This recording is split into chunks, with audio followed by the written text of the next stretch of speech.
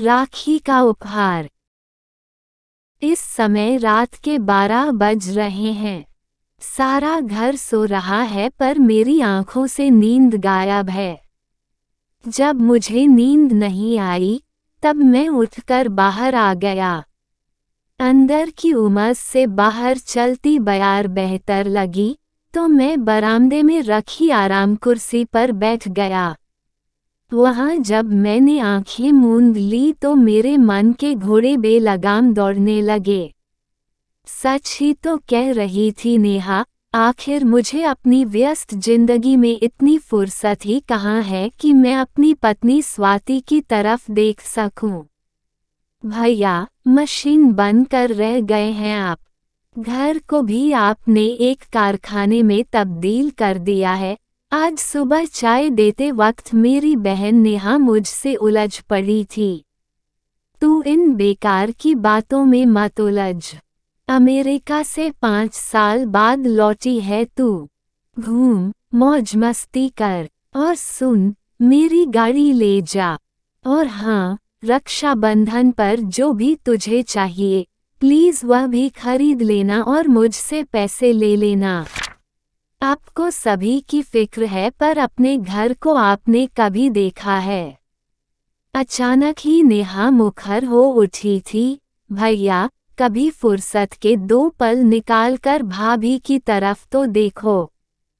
क्या उनकी सूनी आंखें आपसे कुछ पूछती नहीं हैं? ओह, तो ये बात है। उसने जरूर तुमसे मेरी चुगली की है। जो कुछ कहना था मुझसे कहती, तुम्हें क्यों मोहरा बनाया? ना भैया ना, ऐसा ना कहो। नेहा का दर्द भरा स्वर उभरा। बस, उनका निस्तेज चेहरा और सूनी आंखें देखकर ही मुझे उनके दर्द का एहसास हुआ। उन्होंने मुझसे कुछ नहीं कहा। फिर वह मुझसे पूछने लगी, बड़े मनोयोग से तिनका तिनका जोड़कर अपनी गृहस्थी को सजाती और संवारती भाभी के प्रति क्या आपने कभी कोई उत्साह दिखाया है? आपको याद होगा, जब भाभी शादी करके इस परिवार में आई थी तो हंसना, खिलखिलाना, हाजिर जवाबी सभी कुछ उनके स्वभाव में कूट कूट कर भरा था। लेकिन आपके शुष्क स्वभाव से सब कुछ दबता चला गया। भैया, आप अपनी भावनाओं के प्रदर्शन में इतने अनुदार क्यों हो जबकि यह तो भाभी का हक है। उसे हक देने में मैंने कभी कोई कोताही नहीं बरती। मैं उस समय अपना आपा खो बैठा था। क्या कमी है स्वाति को? नौकर चाकर, बड़ा घर, ऐशो आराम के सभी सामान, क्या कुछ नहीं है उसके पास?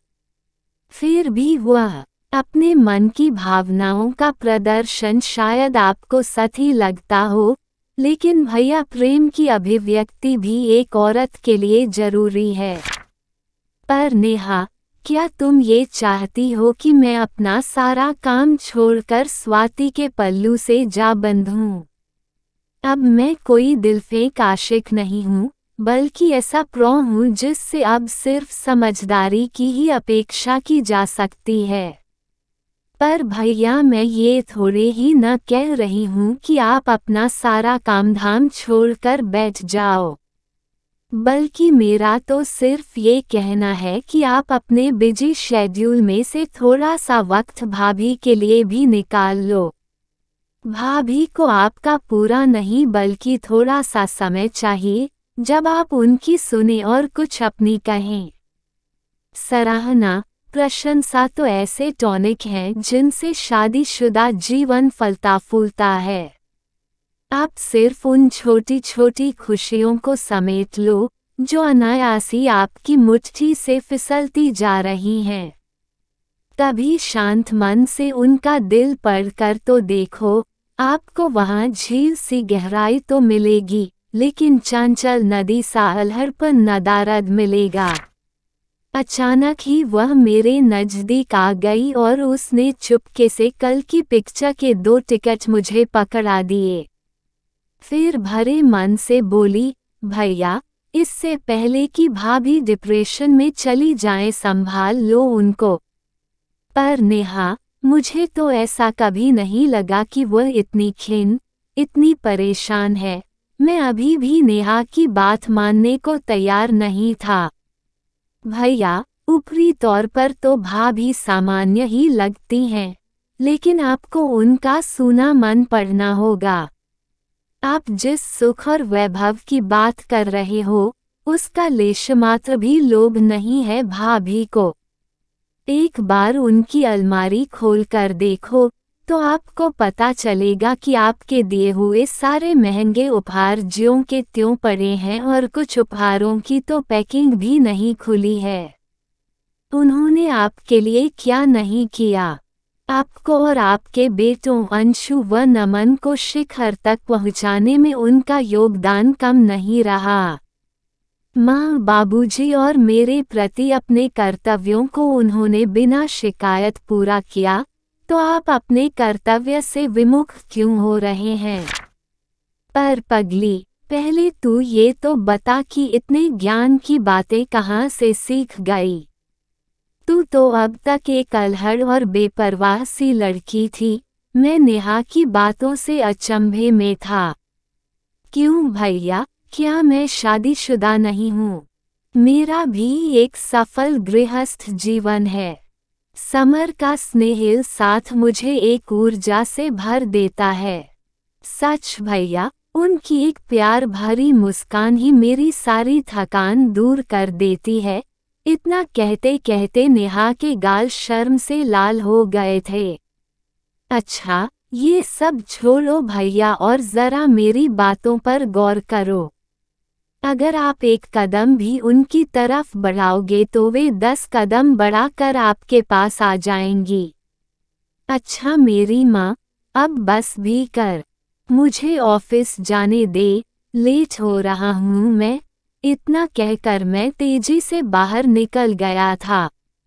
वैसे तो मैं सारा दिन ऑफिस में काम करता रहा, पर मेरा मन नेहा की बातों में ही उलझा रहा। फिर घर लौटा तो यही सब सोचते सोचते कब मेरी आंख लगी, मुझे पता ही नहीं चला। मैं उसी आराम कुर्सी पर सिर टिकाए टिकाए सो गया।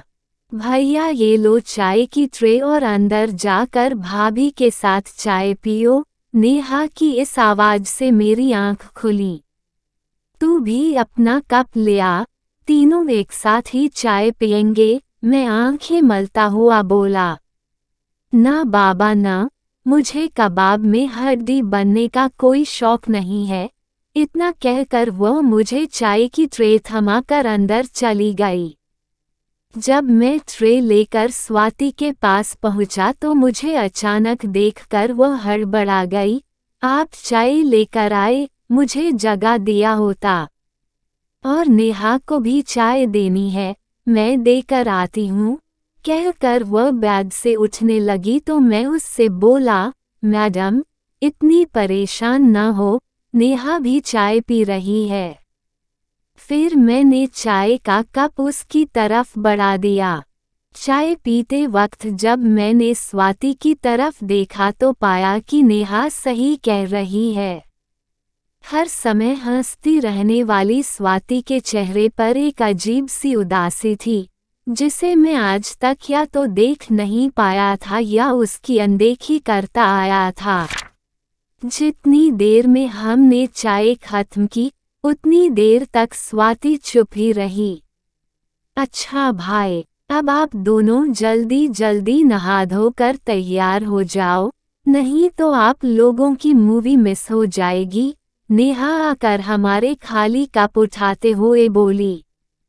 लेकिन नेहा, तुम तो बिल्कुल अकेली रह जाओगी। तुम भी चलो न हमारे साथ, मैं उससे बोला। ना बाबा ना, मैं तो आप लोगों के साथ बिल्कुल भी नहीं चल सकती, क्योंकि मेरा तो अपने कॉलेज की सहेलियों के साथ सारा दिन मौज मस्ती करने का प्रोग्राम है। और हाँ, शायद दिन भी बाहर ही हो जाए। फिर नेहा और हम दोनों तैयार हो गए।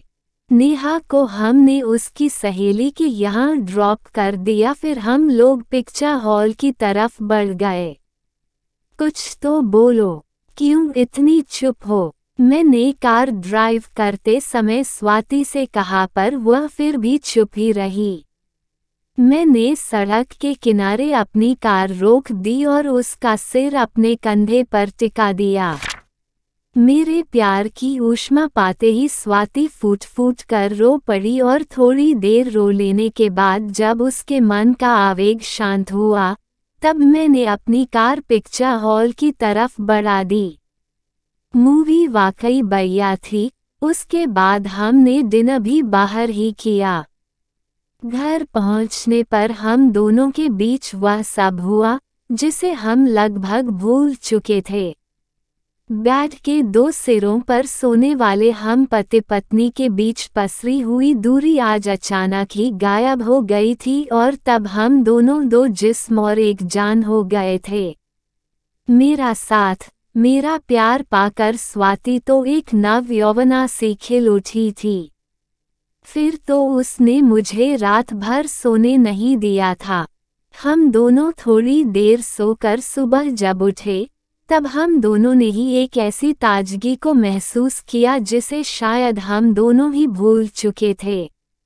बारिश के गहन उमस के बाद आई बारिश के मौसम की पहली बारिश से जैसे सारी प्रकृति नवजीवन पा जाती है, वैसे ही हमारे मृतप्राय संबंध मेरी इस पहल से मानो जीवंत हो उठे थे।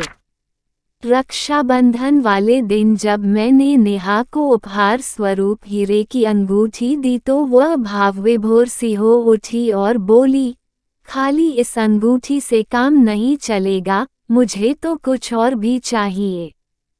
तो बता न और क्या चाहिए तुझे? मैं मिठाई खाते हुए बोला। इस अंगूठी के साथ साथ एक वादा भी चाहिए और वह ये कि आज के बाद आप दोनों ऐसे ही खिलखिलाते रहेंगे। मैं जब भी इंडिया आऊंगी मुझे ये घर एक घर लगना चाहिए, कोई मकान नहीं। अच्छा मेरी माँ, आज के बाद ऐसा ही होगा। इतना कहकर मैंने उसे अपने गले से लगा लिया। मेरा मन अचानक ही भर आया और मैं भावुक होते हुए बोला, वैसे तो रक्षाबंधन पर भाई ही बहन की रक्षा का जिम्मा लेते हैं, पर यहाँ तो मेरी बहन मेरा उद्धार कर गई। यह जरूरी नहीं है भैया की कर्तव्यों का जिम्मा सिर्फ भाइयों के ही हिस्से में आए। क्या बहनों का कोई कर्तव्य नहीं बनता? और वैसे भी अगर बात मायके की हो तो मैं तो क्या हर लड़की इस बात की पुरजोर कोशिश करेगी कि उसके मायके की खुशियां ताउम्र बनी रहें। इतना कहकर वह रो पड़ी। तब स्वाति ने आगे बढ़कर उसे गले से लगा लिया।